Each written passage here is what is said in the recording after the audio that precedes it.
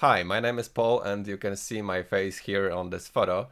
In this video I would like to share with you on the process how I managed to make a face swap and I put my face into the photo, which you can see here, which is of course Jim Carrey actor from this is the poster from the Truman Show movie. Which is pretty cool and I like it, so I thought it would be funny to just put my face into this poster, and you can see the final result, which is here.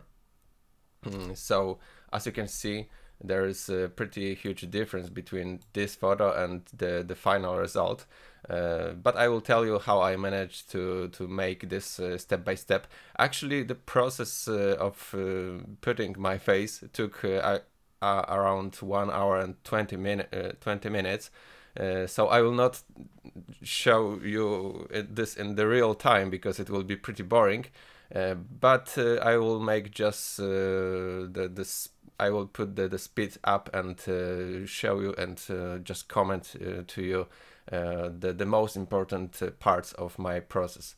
So in the beginning, if you want to make a face swap, you need to make a good photo which is lightened the same way which is the original photo.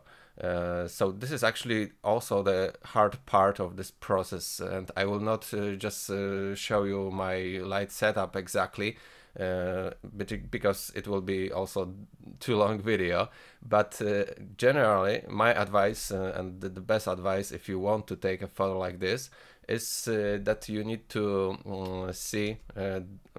you need to watch the original photo, which is here, Jim Carrey, and you just need to watch how the light and the shadows are on this photo.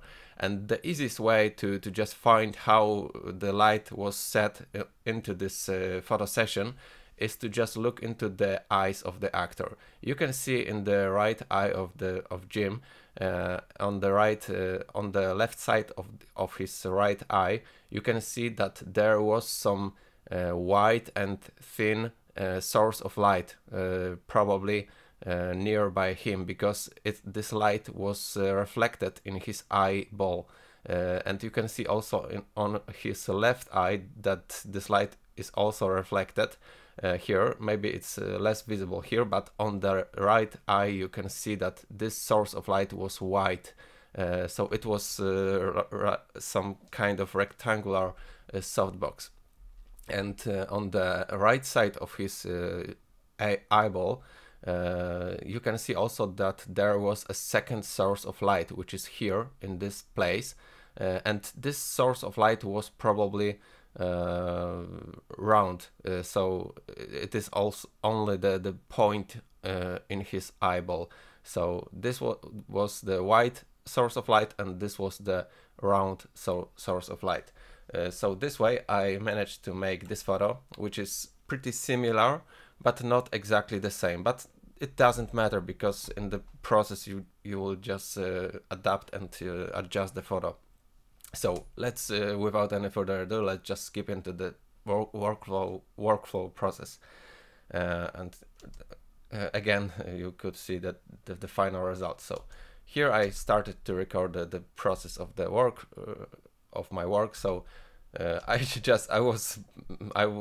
wanted to make it fast, and I just made a screenshot from the Lightroom and put it into the Photoshop because actually I couldn't find the bigger resolution of the original poster. It was like 1400 wide, so actually I thought that it doesn't make sense to just use the full resolution photo. I just took a screenshot and put it. So first thing is I just cut out everything which I need actually, which is my face of course. So I cut it out, but later I realized that on the borders of my hair there is the different color which is on the original photo. So I didn't want to just cut out my original hair, so I managed to adapt the color of the background, and later I cut it out the face to just be able to cat hair without losing the details. So later I managed to use the liquid tool, which is pretty useful in this case. The first thing which I always do in the face swap process, I always try to match the faces, and generally I use the mouth and nose, ears and eyeballs. I think the most important are the eyeballs. So if you manage to liquefy and or maybe use warp tool to just put your eyes in the same position like the actor has, then you can actually realize that this photo is good to make this face swap. Because if you couldn't match the eyes, the nose and the mouth and the ears, the face swap process will be much harder. So you need to take a photo. I always do a lot of photos before I manage to make a face swap. I always take many photos to just find the best one, because you know every little move of your head will be take and will be important in this process. All right, so I use the liquid tool to just adapt my nose holes, and my mouth and my eyes and my eyebrows, as you can see. So I managed to just put it into the similar position like it was on the original photo. Here you can see I made some really small adjustments. I just tried to just put it in the similar place like it was on the Jim Carrey photo. So later I just used the warp tool to just manage to take my wrinkles in the similar position. As you can see here, it could be done better, but you know, it's just doesn't matter to just try to do something perfect, because you will just lose so many hours to just make it better. Here you can see that I also did some lines to just see if the eye is in the same position, so I use it only in this place. Later I managed to just copy the part of my face, here the left part, and I managed to warp this into the shape which was on the original photo. This way I wasn't moving the eyes, so I didn't want to just touch the eyes and retouch them, because it will just make my face look distorted and wrong. But I just managed to cut the part of my face, and it could be just use it to warp it. And I did it the same on the right side here. So later I was trying to find a hair which is not cut out on the top, but I made this photo wrong, so I had to finally just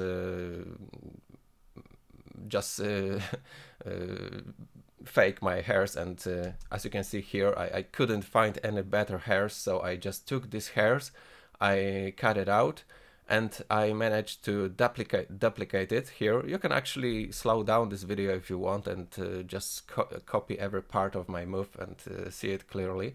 But you can see here that I just managed to copy my hairs, and this way I just managed to again to just match the original photo of Jim Carrey. Later I could just remove the copied part of my hair, and the stitching line which would be actually here from the original hair and the fake hair which were duplicated, so it wasn't visible. Later you can see that I just cut some parts of my hair, and here I had some missing place of my hair because I took the original photo wrong. So I just managed to copy part of my hair and put it here. I was trying to also not remove every part of Jim Carrey hairs, because I just wanted to leave some of the original part of his face and mix it, not completely replace with my face and my hair. I just wanted to mix it. Again, here I just cut some parts of his hair, but on the top I left some original hairs of Jim Carrey. Here you can see I made some mistake and I had to fix it because I changed the color of my hair, so I changed it again. You know, it doesn't need to be perfect. Actually, most of the people will watch this photo with on the phone or maybe in small thumbnail, so no one will actually check if this was made exactly precisely correct. So later I just generally my face was on the separate layer, of course, to just be able to manipulate it and adjust. So below my face I could actually remove some parts of Jim Carrey face to just again adapt the size of my face to his face. Later I just used again the liquid tool to just change the shape of my mouth and my nose. Here you can see I just cut out with pen tool his fingers, his hand. Actually, I made a photo with my hand, but it wasn't good enough to just put into this photo because it will look just bad. So I managed to use original his hand. So I cut it out and put it above, so I was able to just work on my face again without touching his part of his hand. And later I just added some shadows. I just tried to mix my color face and adapt it to Jim Carrey original color scheme.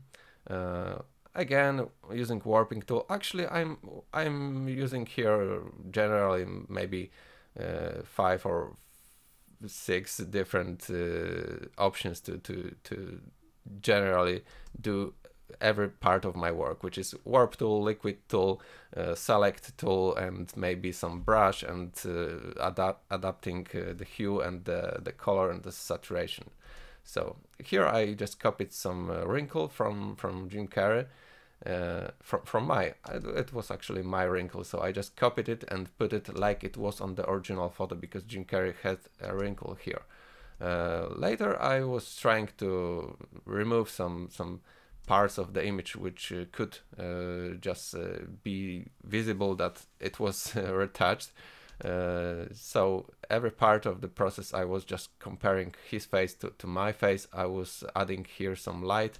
Here I just copied the wrinkle, the big wrinkle on the left cheek to my photo, and I just used the brush tool to adapt it to my face.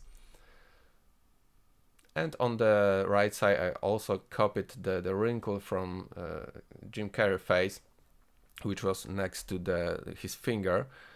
You will see it in the minute. Yeah, later I just also added some shadow here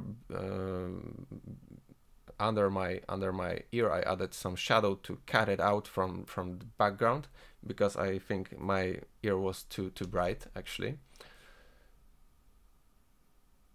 Yeah, I changed some colors. I was trying to adapt the colors to the original photo.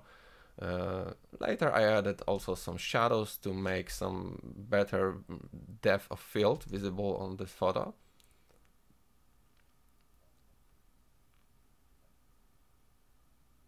I realized that the wrinkle was not in the same position like it was on Jim Carrey, so I just copied it on more on the top on his face. So here you can see that I copied the right wrinkle from his cheek.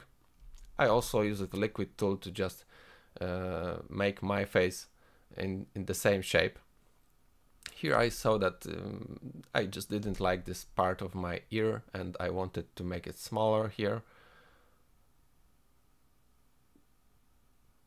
And generally this is actually most of this process already shown. Here you can also see I copied some wrinkle from his I don't know actually how is it called, this part of the face. Yeah, so I was trying to adapt my face. Generally, these parts of the process are actually not that important. The most important was the first few minutes which you saw. Alright, so here I also copied the face and managed to just wrap it to Jim Carrey original shape of his mouth. I also added some light here, and generally this is actually the end of the process. So here I also adapted the color of Jim Carrey hair, which was below my head. And some final retouch. Here I realized that this part of my face, which is actually not visible on Jim Carrey photo, because he had quite bigger mouth, so I managed to just remove it, and I made it look like it is his shirt in this place. And generally, yeah, I was trying to also copy some different eyeball, because I didn't like that here the light is just too much visible on this part of his eye, so I just copied some different eye and put some part of it here. So in the result I just got the reflection which was the same as on Jim Carrey face. And also here in this case I also copied some reflection and make it look like a Jim Carrey eyeball. So yeah, generally it is the end of the process. Here are some really small adjustments which I made on the last few minutes. So it is generally all of the process workflow. So if you have any questions, you can write a comments below this video. If you are interested in this, if you want to share, if you want me to share more of this kind of tutorials, also you can just like this video, so it will be helpful for me. Thanks for watching, and goodbye.